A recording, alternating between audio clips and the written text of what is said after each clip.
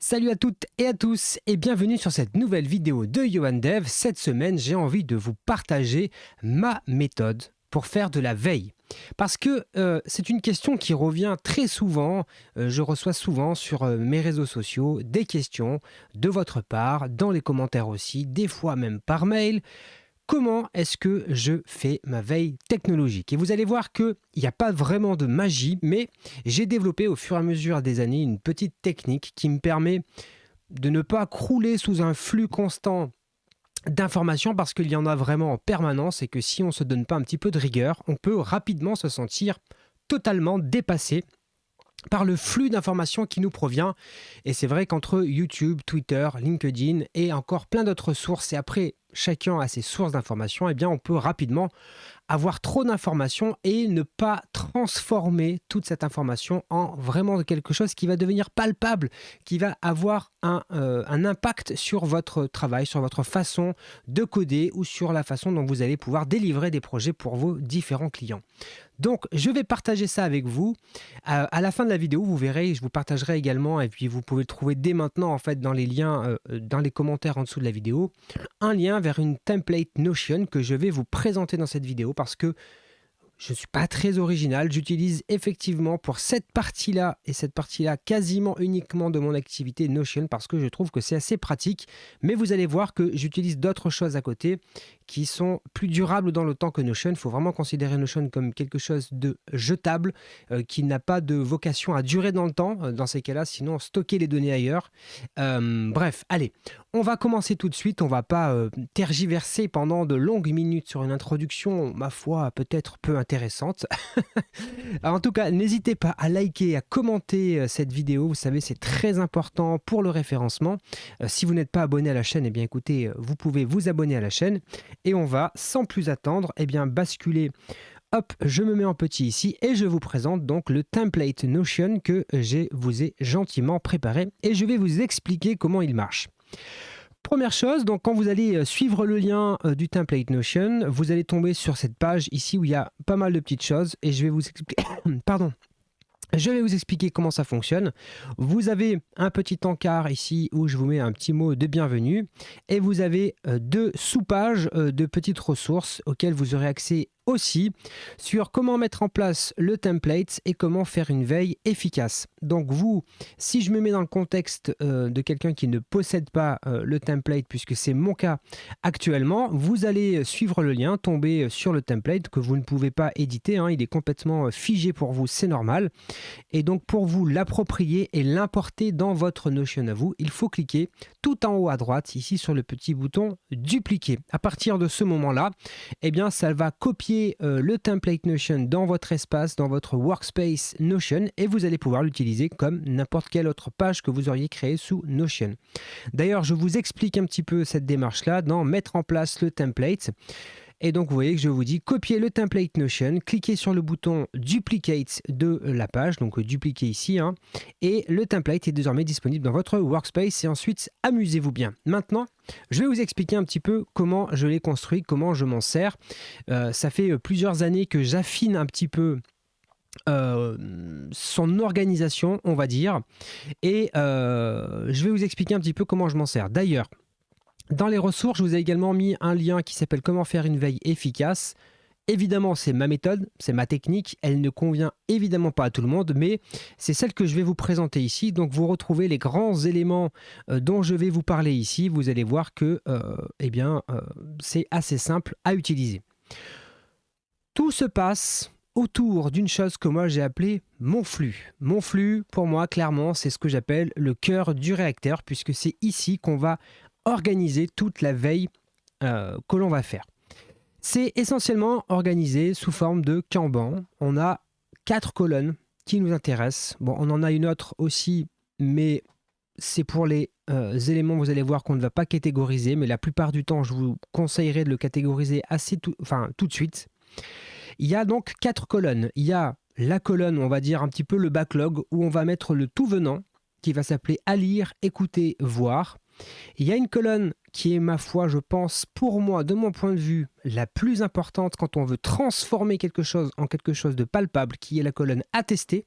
Et ensuite, évidemment, on a la colonne archive, quand on a fini de lire quelque chose, on a fini de s'approprier une technologie, on a fini d'écouter un podcast, on le met dans archive, comme ça on peut s'y référer plus tard. Et de la même façon, vous allez le voir, hein, je vais vous expliquer qu'il y a des fois des choses qu'on va évacuer, on peut le mettre dans poubelle, on ne le supprime pas complètement, comme ça on peut garder. Si jamais un jour on se dit, j'avais rajouté quelque chose dans ma veille, finalement je n'ai pas lu le contenu, eh bien vous pourrez aller jeter un coup d'œil dans poubelle. Donc, comment j'utilise ce flux? Pour qu'il soit très pratique à utiliser, alors je vais me mettre dans le mode ici, voilà, comme ça. Je vous explique au moment de la mise en place du template, l'extension que vous connaissez très probablement qui s'appelle Save to Notion. C'est une extension pour Chrome, vous avez le lien directement ici. Et vous ajoutez cette extension à votre navigateur. Et là, ensuite, je vous explique comment la paramétrer, mais vous allez voir, c'est très simple. En fait, vous allez créer un formulaire, ici en faisant clic Add New Form. Moi, je l'ai appelé Mon flux. Et si je regarde les paramètres de ce petit formulaire de cette extension, c'est très simple. J'ai choisi d'ajouter donc à Mon flux, mais vous pourrez le renommer dans votre espace, bien entendu. Vous choisissez le format bookmark et ensuite vous paramétrez les champs nom, icône, content image, tag et état. De cette manière, vous allez voir que vous allez pouvoir facilement envoyer du contenu dans votre flux de veille technologique.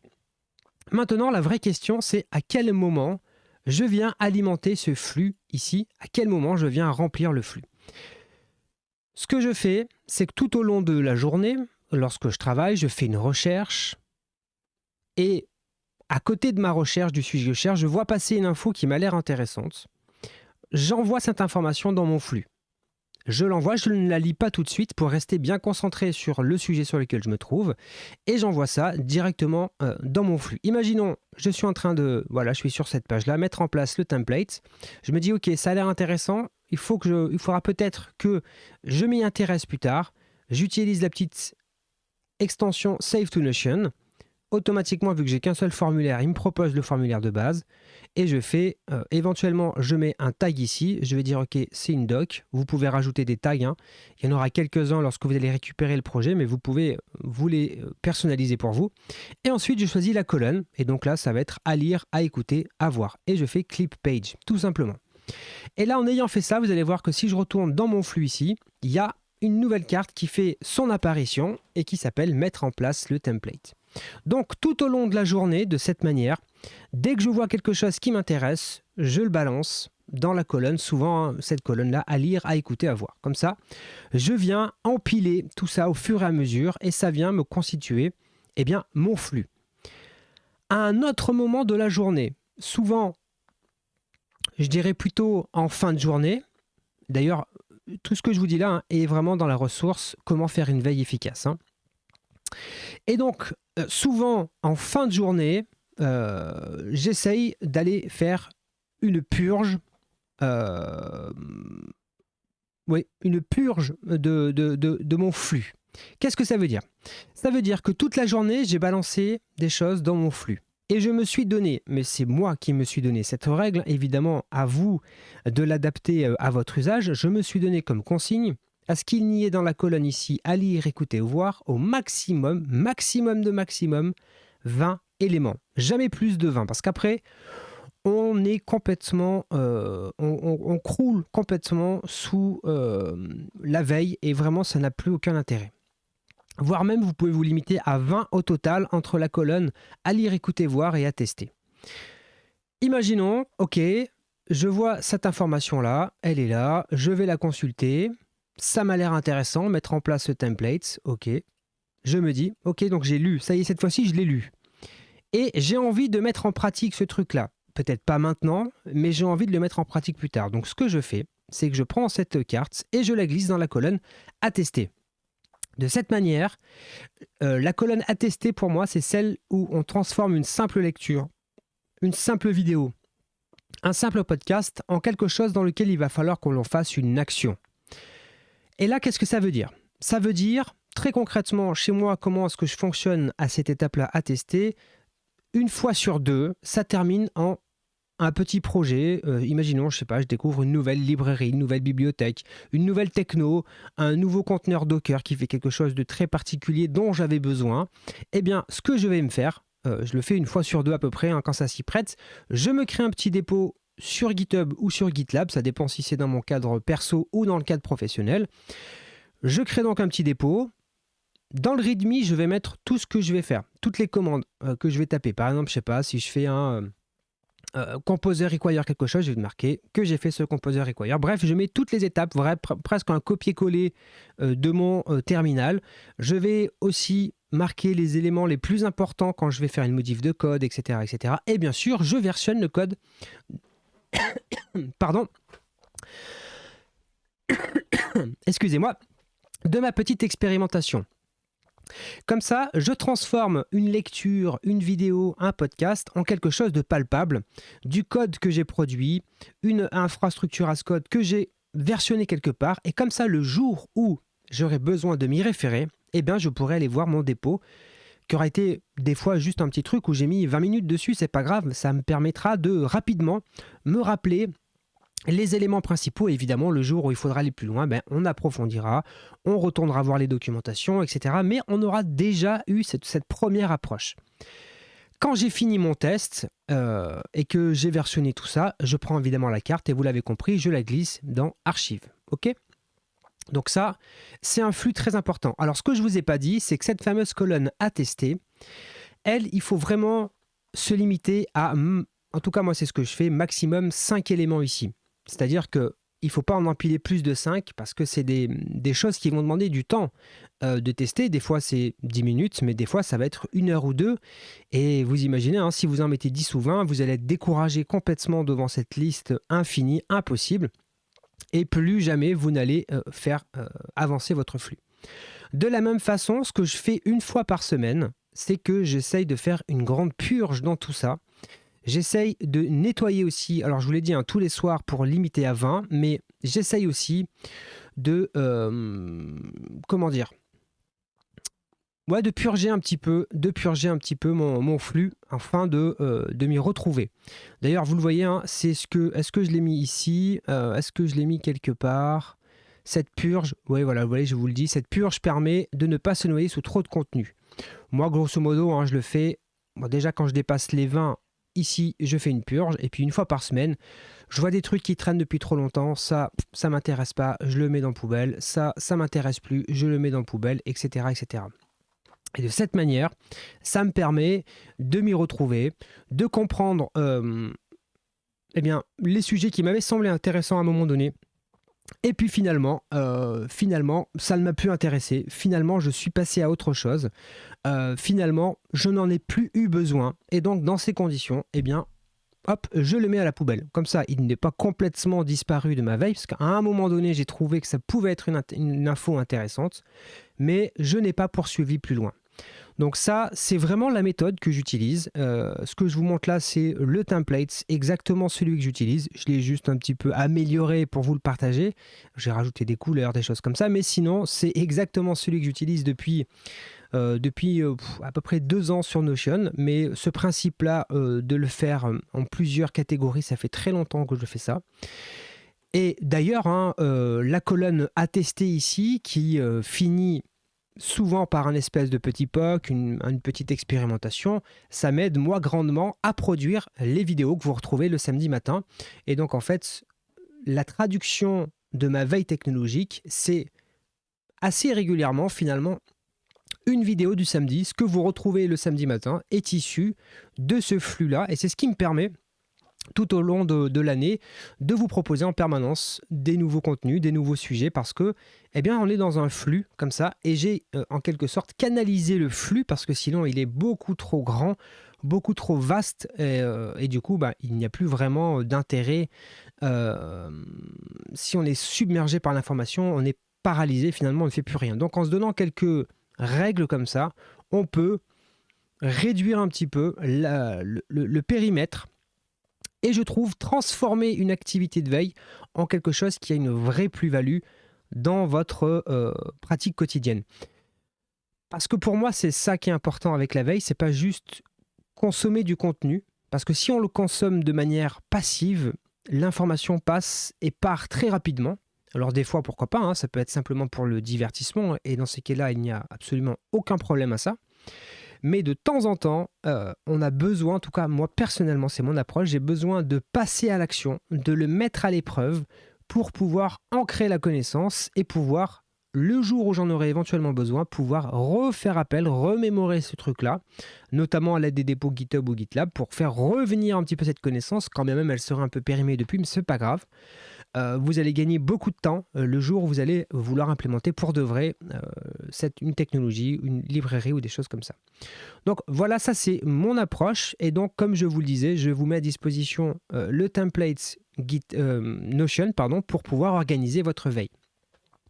Dernier élément du template que je ne vous ai pas montré ici, c'est qu'au fur et à mesure du temps, là on est sur un exemple, et d'ailleurs je vais vider les colonnes avant de vous mettre à disposition le template, comme ça vous aurez un template totalement vide pour le mettre dans votre espace. Je laisserai juste le lien vers le template ici.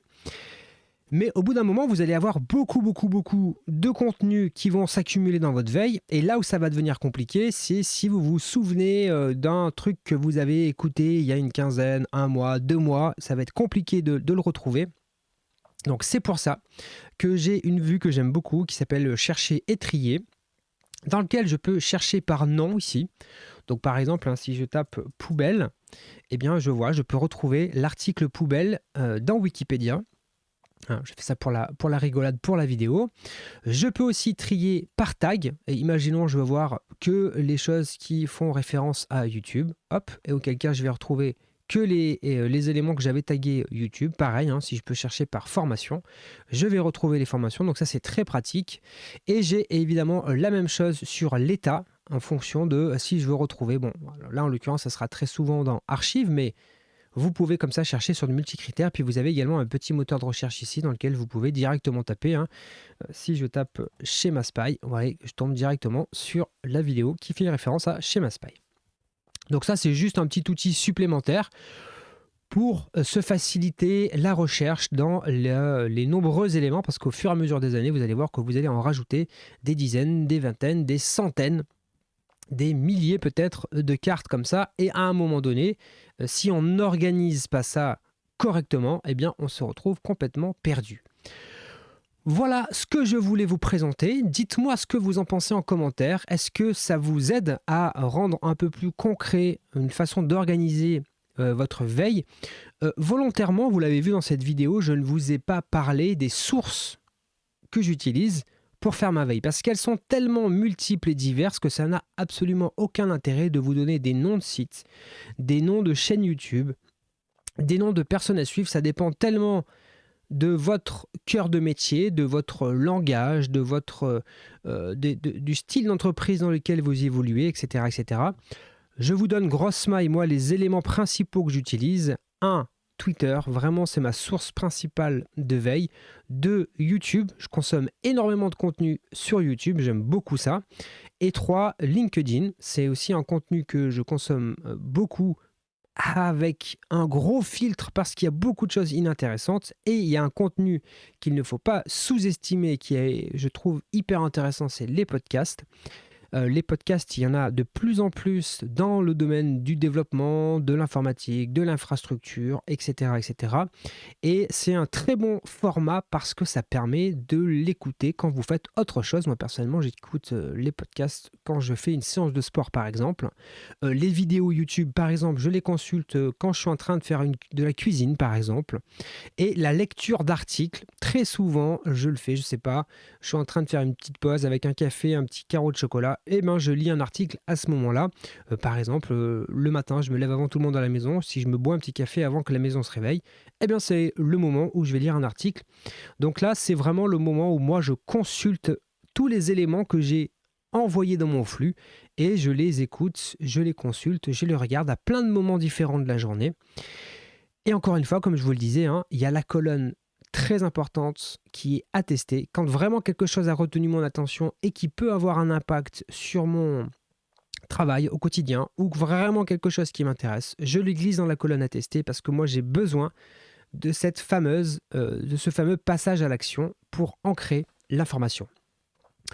Voilà grosso modo ce que j'avais envie de vous présenter aujourd'hui sur ma technique entre guillemets de veille.